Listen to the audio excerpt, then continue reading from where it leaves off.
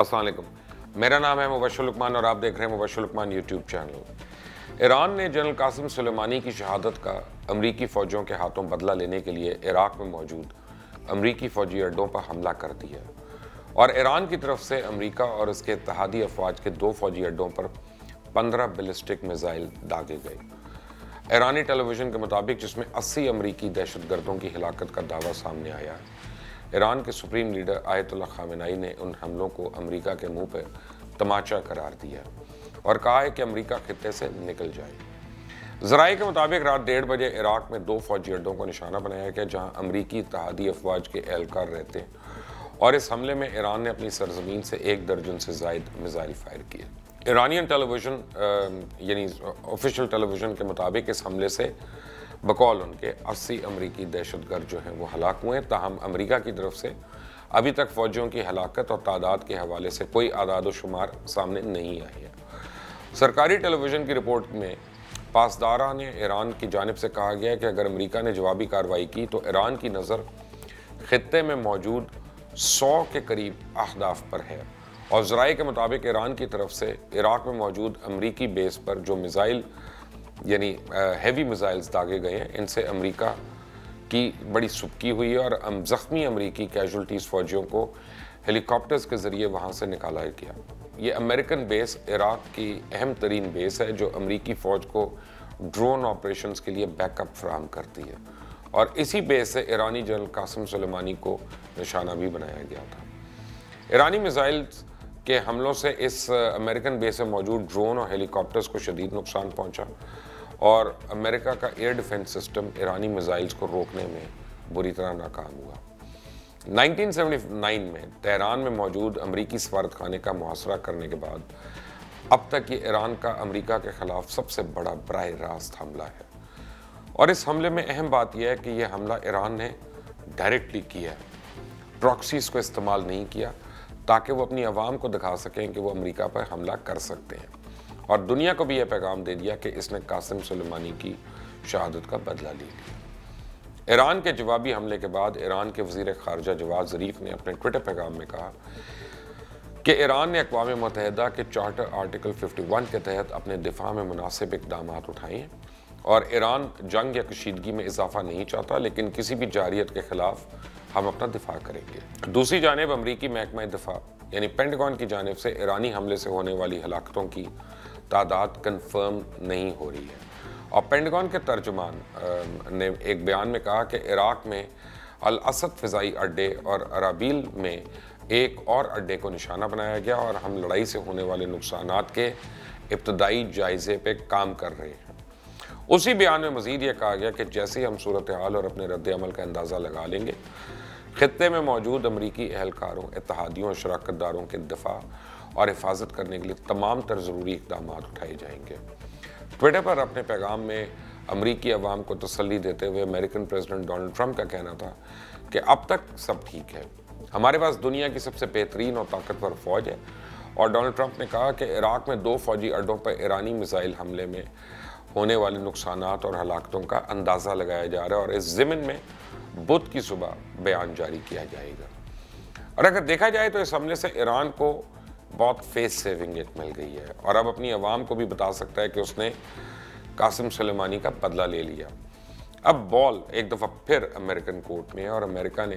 ईरानी general को शहीद करके पूरे ईरान को हिला कर रख दिया था। अब उनके मुकाबले में अगर ईरान ने अमेरिका की बेस पे हमला किया तो अब भी स्ट्रेटेजिक एतबार से ईरान का नुकसान बहुत बड़ा है।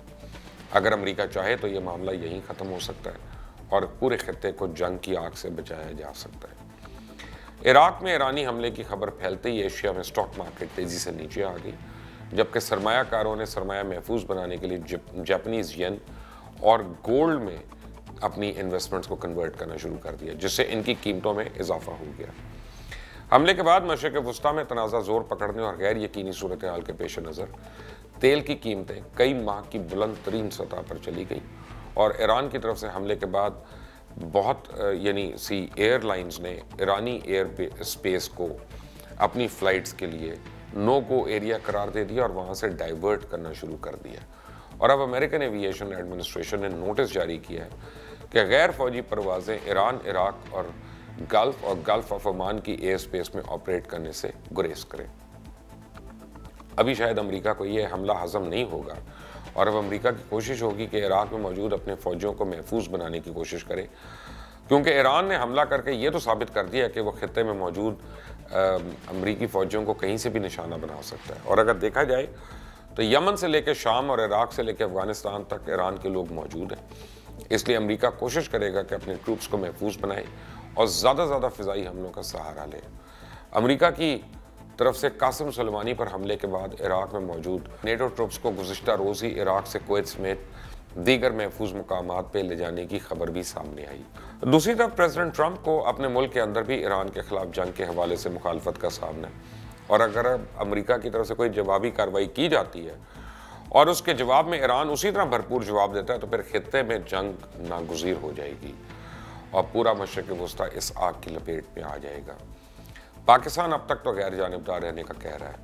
लेकिन जब छिड़ती है और खित्ते में आग लगती है तो फिर कोई भी गैर जानिबदार कैसे रह सकता है, ख़ास तौर पे ऐसा मुल्क जिसकी अमेरिका और खित्ते में मौजूद अमरीकी इत्तेहादी सऊदी अरब UAE से इंतहाई करीबी ताल्लुकात हों और मुआशी मफादात भी जुड़े हों। और दूसरी तरफ इंडिया जिसके अंदर नरेंद्र मोदी के इक़दामात से पहले ही आग लगी हुई है। अगर ईरान और अमेरिका की जंग होती है तो इस सूरत हाल में वो अपनी अवाम का तवज्जो हटाने के लिए गैर जानिबदार रहने वाले पाकिस्तान के खिलाफ कोई कार्रवाई करके खित्ते में मजीद आग लगने को हवा दे सकता है। इसलिए पाकिस्तान को इंतहाई मोहतात रहना होगा। और दूसरी तरफ खित्ते की दो बड़ी ताकतें चाइना और रशिया, वो भी इस सूरत हाल को बड़ी क्लोजली मॉनिटर कर रहे हैं। चाइना और अमेरिका के दरमियान हाल ही में तजारती जंग की सुलह भी हुई और खित्ते में CPEC, चाइना और वन बेल्ट वन रोड जैसे बड़े मंसूबे भी इस वक्त शुरू हो गए हैं और इसलिए चाइना भी खित्ते में किसी किस्म की जंग नहीं चाहता। और दूसरी तरफ मगरबी दुनिया को तेल की फराहमी भी मिडल ईस्ट से होती है और जंग की सूरत में पूरी दुनिया मुतासर होगी और फिर इस जंग को रोकना किसी के बस में मुमकिन नहीं रहेगा। मैं आपको 2-3 बातें बताऊं जो बड़ी अहम है कि जब फर्स्ट गल्फ वॉर शुरू हुई थी तो मैं उस वक्त गल्फ न्यूज़ दुबई में जॉब करता था, तो वहाँ पे सारे ये बात करते थे कि इराक से या कुवैत से, बेसिकली कुवैत से शुरू हुआ था। अमेरिका तो ऑयल इंपोर्ट ही नहीं कर रहा, तो फिर उस वक्त अमेरिका का क्या इंटरेस्ट है उनके ऑयल के ऊपर, कि वो कहते थे अमेरिका तो अपना मेजॉरिटी ऑयल जो है वो मेक्सिको और वेनेजुएला से ले रहा है और ख़ुद उसके पास जो है बहुत बड़े रिजर्व्स हैं जिनको वो टच नहीं कर रहा। ये मैं आपको उस वक्त की बात बता रहा हूँ। तो लोगों का ये कहना था जो उस वक्त के तज्जियाकार थे और मैं उनको सुनता था, और वो ये कहते थे कि जनाब जो कुवैत है और पार्टली इराक है, उनके तेल के ऊपर सबसे बड़ी दो जो इकॉनमीज़, इमर्जिंग इकॉनमीज़ हैं, जर्मनी और जापान, ये उनके ऊपर डिपेंडेंट है। तो अगर उस तेल पे अमेरिका का कब्ज़ा हो जाता है तो वो जर्मन और जापानीज़ इकॉनमी को अपने कंट्रोल में कर सकता है और उनको अपनी मर्ज़ी के मुताबिक फलने फूलने देगा, और वो जिस तरह से एकदम से ऊपर आ रहे थे उनको कंट्रोल करना ज़रूरी था। अब उसके बाद वो कहते हैं कि जी जहाँ पे भी रिज़र्व्स होते हैं या जहाँ पे भी कोई ऐसी यानी मिनरल्स हैं जैसे अफ़गानिस्तान है, तो वहाँ पे जंग का चांस बहुत ज़्यादा हो जाता है, क्योंकि इस वक्त जो है इन्हीं चीज़ों के लिए जंग हो रही है। जंग जिस मर्जी आप उसकी बात को कहें, उसके पीछे जो पसे पुष्ट जो इंटरेस्ट होता है वो हमेशा इकोनॉमिक इंटरेस्ट होता है। पावर भी इकोनॉमिक से ही जुड़ी होती है। अब दो बातें हैं, एक तो हम बैठ के बात कर सकते हैं कि अगर अमेरिका की और ईरान की जंग होती है तो कन्वेंशनल वॉर में तो ईरान नहीं मुकाबला कर सकता, नहीं कर सकता, बहुत छोटा मुल्क है, छोटी ताकत है। अमेरिका एक सुपर पावर है और उसकी बहुत बड़ी ताकत है। लेकिन नॉन कन्वेंशनल जंग में जिसमें ईरान प्रॉक्सी वॉर्स अगर करता है और जो कि करने की सलाहियत रखता है, और जनरल सुलेमानी जो थे उनकी जो स्किल सेट थी वो मुख्तलिफ ममालिक में अपने ग्रुप्स को और जो प्रॉक्सी आर्मीज़ हैं उनको वाइब्रेंट करने में, उनको ट्रेन करने में, उनको लॉजिस्टिक सपोर्ट देने में वो उसके आर्किटेक्ट थे और मास्टरमाइंड थे। तो ख़ास तौर पे मिडल ईस्ट का जो रीजन है ये बहुत ज़्यादा और बहुत जल्दी मुतासर होता है, क्योंकि UAE का और ईरान का जो फिज़िकल फासला है वो मीलों में है और वो ज़्यादा नहीं है, बल्कि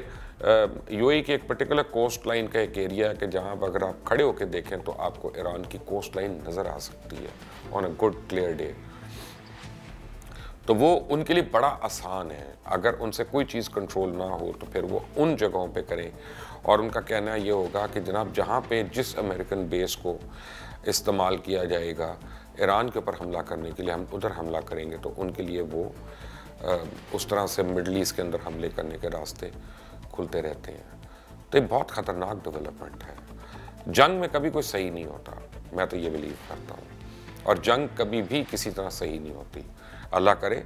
कि तमाम मुसलमान ममालिक और यूनाइटेड नेशंस एक बार ज़रा अपना कद बड़ा कर लें और खित्ते में होने वाली इस बदअमनी को किसी पुरअमन तरीके से इसको अंजाम खैर तक पहुँचा लें। You are watching virtual Lukman YouTube channel, please subscribe to it and press the bell icon. Until the next time, Allah Hafiz.